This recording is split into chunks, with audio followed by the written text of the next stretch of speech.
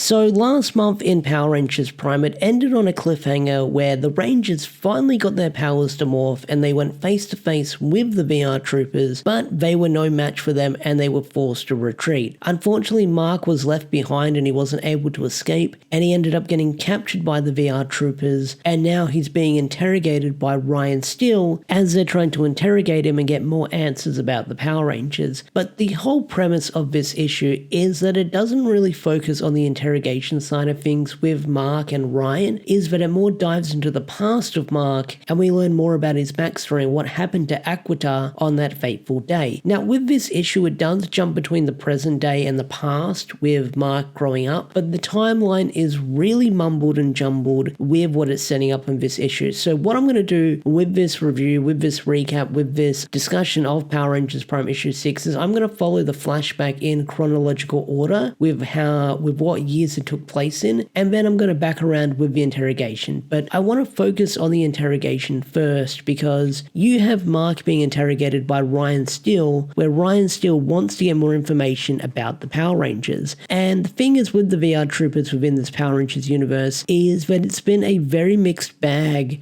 with some fans with how the VR troopers have been acting in this issues, because not a lot of people like seeing the VR troopers as sort of the bad guys in this series. But like I've said before, they are just soldiers following orders, but they're still the characters you all know and love. They're just sort of under a different way of how they do things. But this does sort of pull from the VR Troopers TV show with stuff like that, because you have this one scene where Ryan is trying to be the good cop with Mark, and he says that, hey, your mum was an astronaut, my dad was a scientist, you've got a dog, I've got a dog, my dog is named Jet. Now, learning those lines by saying that, oh, Ryan's dad was a scientist and he's got a dog named Jet. This is still following the same sort of premise of Ryan from the VR Troopers TV show, but next month and leading into June, we are getting the VR Troopers spin-off within the Power Rangers Prime universe.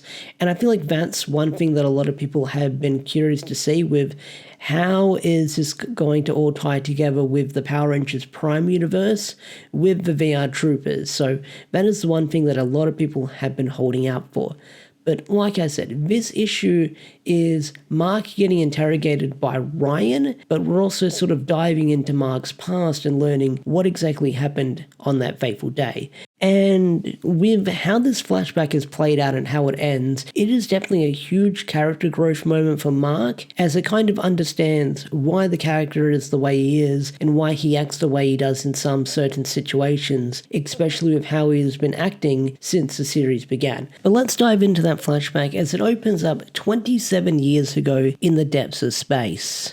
So the very first flashback we see in chronological order takes place 27 years ago, where we see Mark's mother, who's an astronaut as mentioned before, floating through space, and it almost looks like it's the end for her. Now this does raise a lot of questions, like she was an astronaut, what was her mission in space, what was she doing in space, what was her objective in space, but as she's floating through the depths of space and it almost looks like it's the end for her, she's soon picked up by a spaceship. So after that, we then get a bit of a time jump where it jumps forward to 16 years ago on the planet Aquitar, where we see a very, very young Mark who is basically a toddler, and you see them in the waters of Aquitar amongst the wildlife, and you have one of these sea creatures brush up against him, and it upsets him a fair bit.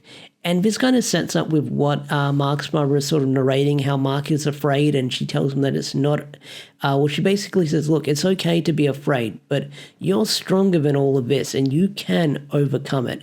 But this definitely sets up the show that Mark, even since he was very young, he was a very scared child, very easily startled child, and scared of the world around him. So it's definitely setting up what's going to happen to Mark at the end of this issue, setting up his big character growth moment as the story goes on. Now, after that, you then get another bit of a time skip in Mark's past, where it's now 14 years ago, and it's Aquitar at the capital city of Analis, 14 years ago. But Mark is basically a little bit older now. He's using an inhaler that we've seen him use before, but this is more of a traditional Ventinal or traditional inhaler that you've seen before, where you push down on it. And a lot of the other Aquitians make fun of him for using it by saying he's weak. And Mark doesn't like that he has to use an inhaler because, he's getting made fun of, they steal it from him. And his mother says, look, you don't need it most of the time. You need it only when you get a little bit anxious. So this shows that whenever Mark has, anxiety attacks, he gets nervous, he gets scared,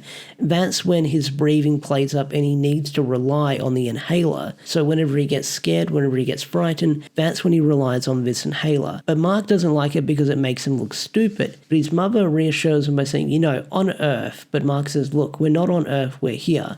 And she's like, right, you're here, but one day I'll take you to Earth when it's free.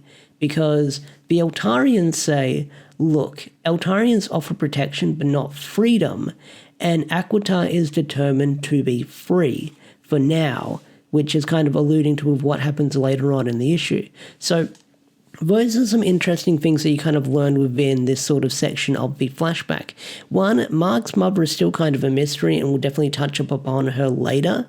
But hearing that Eltarian says, look, there's only certain planets that can come to Earth depending on how we judge you, but if your planet is free, you're a planet with lots of freedom, then we don't need you on this planet. We'll only take refugees and people who are sort of scraggling along and stuff like that. So that's an interesting perspective that they kind of have with everything going on with how they've sort of colonized Earth. Like they're only picking and choosing which planets they're going to be taking to Earth. The others, well, screw them, they go left behind. So that's an interesting perspective. But like I said, Mark's mother is still quite the mystery because we know nothing about her at this point. We know she was an astronaut, but we kind of don't know what led her up to going into space. So I really hope we get answers to that later down the line with what she was doing in space, and or even how she settled down on Aquitar after she came to the planet, because like I said, you have the flashback that takes 27 years at the beginning when we first see her floating in space, and then you have the flashback when she's sort of showing Mark the water life of Aquitar, which takes place a little bit 10 years later. So makes you wonder what happened within that time skip, and who did she meet to sort of give birth to Mark? Who's the father in this situation, or who's the other parent in this situation if she chose to settle down? Is it a familiar legacy character we know within the Power Rangers universe, or is it someone completely different? That is a big question. So suddenly out of nowhere, the Beast Brigade soon invade Aquitar. So the Beast Brigade have been sort of built up to be this very big threat within the Power Rangers Prime universe history, where we don't know a lot about them, but we know that they invaded Earth all those years ago, and then Eltar defeated them, and that's what led to them colonizing Earth. But it looks like the Beast Brigade also attacked Aquitar all those years ago. So I do hope we understand a little bit more about the Beast Brigade and sort of what their motives are, what they're about, because they just seem like this alien force that moves from planet to planet, sort of invading it and blowing the planets up, leaving a trail of destruction. Now, amongst all the chaos with everything going on, Mark and his mother try to escape everything happening, and Mark loses his little inhaler, and he tries to pick it up, he tries to grab it while trying to escape as well, and his mother and this other Aquitian jump on this little jet ski raft to get away, but Mark tries reaching out to his mother, or she tries reaching out to him, but he's too scared to move and grab her hand to get on the raft, and this leads up to the raft being destroyed, and I assume that Mark's mother was killed within the explosion. Now, my rule set is that they're not dead until you see the body itself, but seeing how big that explosion was, I'm guessing no one could have survived that. But after everything going on, Mark takes hiding in a little case where he's almost discovered by one of the Beast Brigade monsters, but he's soon saved by an Eltarian soldier who comes to his rescue. But you see Mark inside this little cooler, this little chest that's full of water, and Mark is just curled up, sitting hunched over. He's sort of curled up into a little ball. He's sort of sucking on his inhaler. That shows how scared he is within this situation. So we've got 6-year-old Mark here. He's being called forward by all the Eltarians by saying refugee 082893 to step forward. So if you don't know what that number is, 08 2893. That is the original air date for Mighty Morphin Power Rangers from 30 plus years ago. But Mark is basically terrified. He's not speaking up. One of the other racers that's a part of Kruger's race tried speaking up for him, but the Eltarians say, look, he can speak for himself if he wants to. But Mark is barely able to say a word. But the other Eltarians do examine his skills by noticing that he's Sequitian, but they do say that, look, maybe he prefers to be silent this way. But then looking at his stats, they find out that he's 6 years old, half human, half Sequitian, and that his mother is dead from the Beast Brigade attack. Now, I want to say allegedly dead, because like I said, nothing's confirmed until we see the body, but seeing how big that explosion is, we're not entirely sure who survived. But that is pretty much the flashback that led to Mark coming to Earth all those years ago, and we got a sort of bit of an insight on his past. And I'm sure that this is not the last Mark flashback we'll get as Power Rangers Prime moves on, because I get the feeling that Melissa will probably be opening more issues with different flashbacks that tie into Mark's past, and it's going to sort of tie things together moving forward, because this was sort of like his childhood with how he was raised on Aquitar and how he is the way he is, why he's so cowardly and stuff like that.